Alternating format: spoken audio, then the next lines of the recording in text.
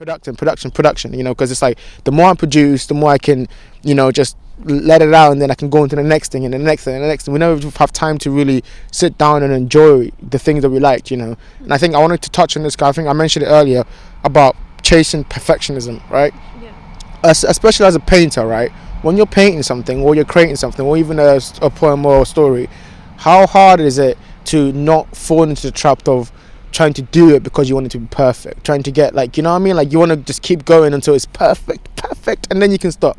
How hard is it? Because I think that's also an aspect of toxic productivity. How hard is it to achieve perfection as a creative, do you think?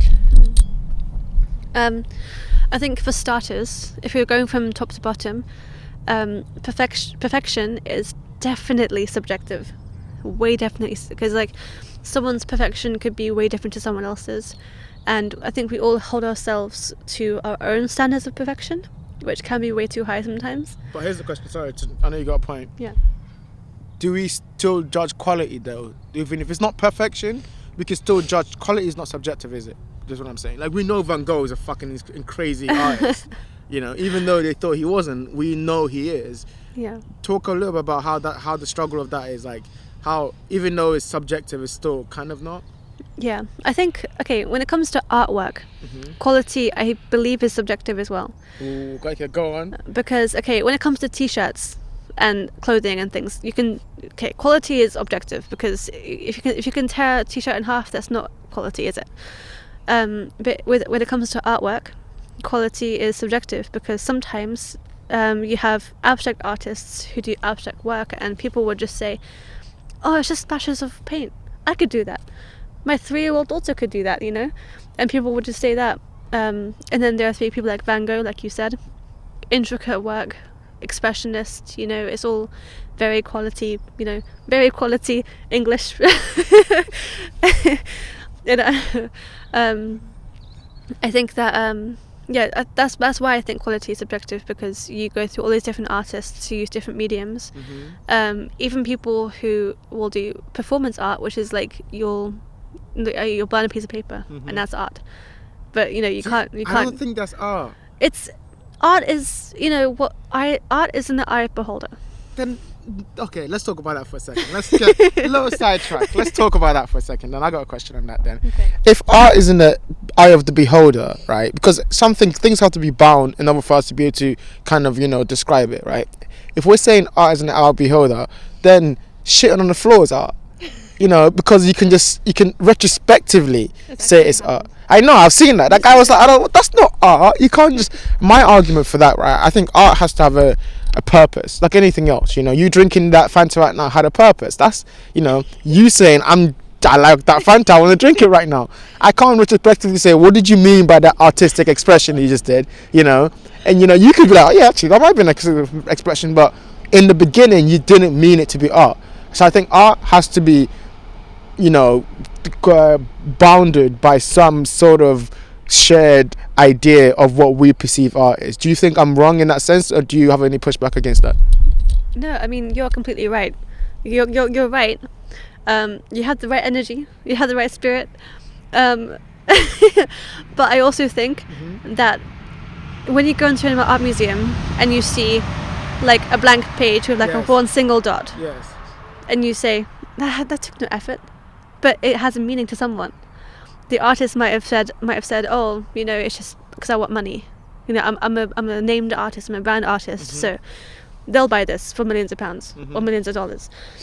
But then someone else, going into the museum could look at it and be like, that little dot is me. In a wide sea of existence, yeah. I am isolated in a blank canvas. That's my world.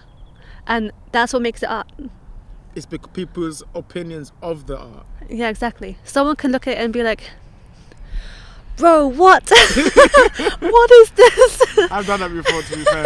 Are you kidding me? I did not pay £30 to come and see a dot on a canvas. That's true though, no? That's true. Then so is both art and not art at the same time? It's like Schrodinger's cat. It's both alive and not dead. Exactly.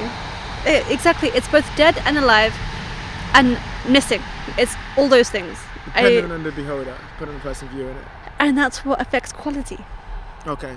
You know, Yeah. like quality. You have performance art as well. You have like Marina something Ivich. She's like I think she's a Baltic artist, I think, and she did this thing where she stood in the middle. She stood in the middle of a museum. She had weapons. I think I've seen this. She had a piece of paper like paint. And then she waited to see what people would do. Exactly. She had no rules. No rules. After a while, people started doing some crazy stuff, right? Crazy things like stapling her skin. Yeah.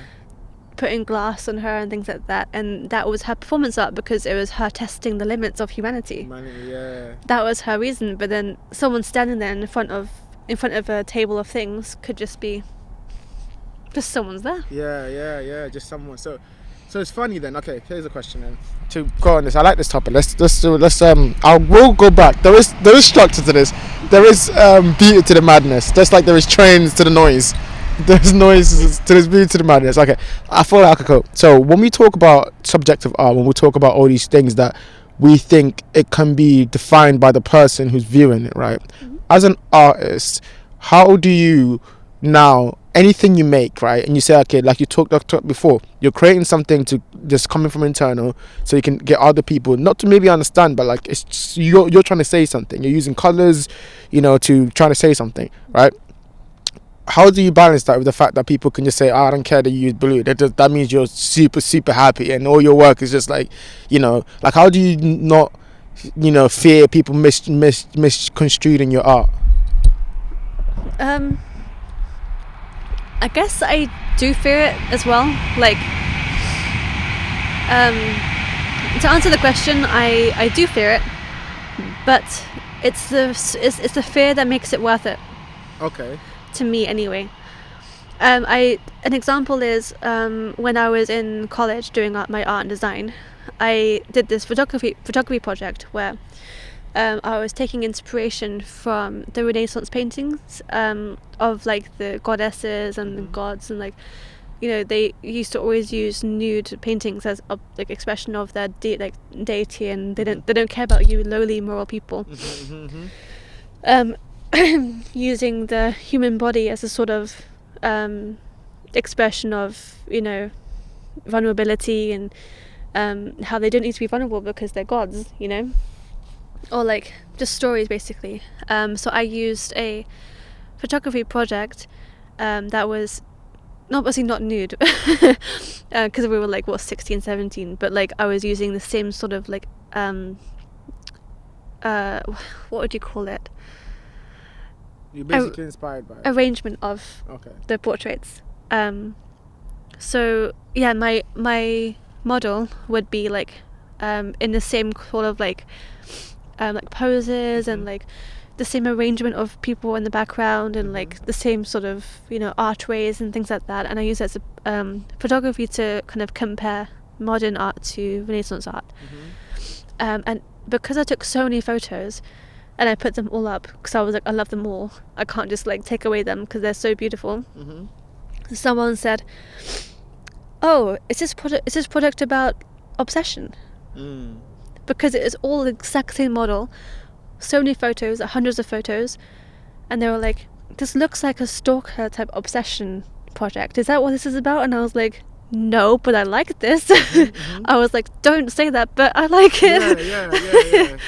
Is there such a thing as misinterpretation of art then? Like someone could look at it and be like, that is wrong. You're like, yes, no, I did not mean that. Exactly. It was like they were saying that it was like a stalker thing. Yeah, and you're like, no. I for that entire semester I was pinned as having a crush on this person because they were like, oh, why else would you use this model so much? Like, you obviously love her. Yeah. You know? Poor poets, man. I feel bad for poets. Like centuries later, they're like, oh yeah, he loved her so much. It's like, no, I just talked about a flower. I just like flowers. Like, is there something called a muse? Like. Yeah, exactly. Yeah. Okay, here's another question, and to kind of like bring it back to like like the main topic we were talking about before about toxic productivity. I wanted to talk about like how comparison stifles creativity. How, I mean, with the rise of social media right now, or with just the rise of just how we're all connected, how do you struggle, because I struggled just too. Before I ask the question, I want to just talk about my experience a little bit. As the train goes back again and again and again, it feels like the same train just going back and forth, but it's fine. It's fine. They will listen. How in terms of,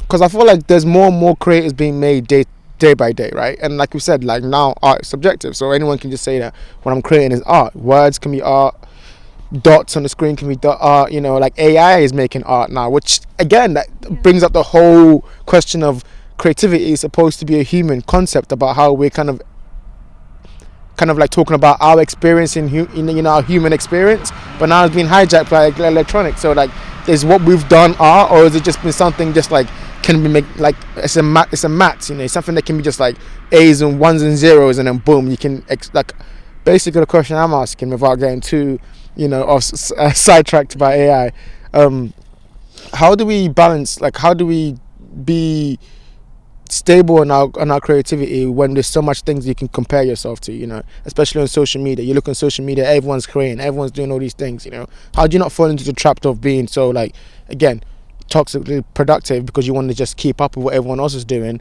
you know, especially when you can see all of that, you know?